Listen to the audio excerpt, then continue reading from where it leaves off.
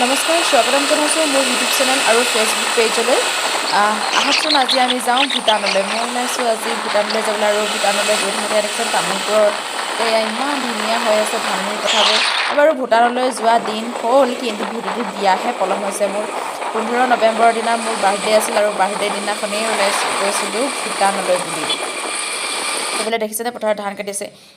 গুগলক বিশ্বাস কৰি আহোঁতে আমাৰ এই অৱস্থা। চাওকচোন বাৰু কি অৱস্থা, কেনেকৈ পাৰ হৈ যাম, আৰু মাজতে দলংখন ভগা।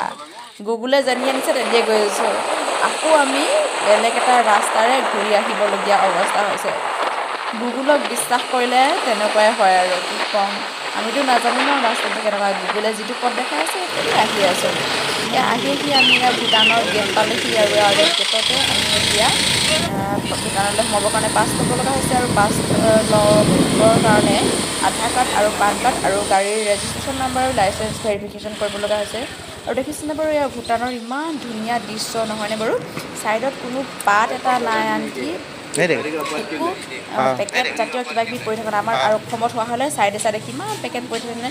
আৰু ভূটানৰ গেটৰ ওচৰতে এখন লোকেল মাৰ্কেট বহে, আৰু লোকেল মাৰ্কেটত সোমাই চাইছোঁ। পিছে লোৱা বাৰু একো হোৱা নাই, কিন্তু সোমাই চালোঁ। আৰু ইয়াত ভূটানৰ কমলাক চবেই কয়, কিন্তু ভূটানৰ কমলা বহুত মিঠা খাবলৈ বুলি।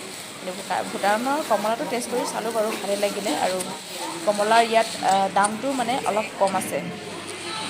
এইফালে বিভিন্ন ধৰণৰ চাউল, শাক পাচলি তেনেকুৱা ধৰণৰ বস্তুবোৰ দিয়ে, লগতে মিঠাই।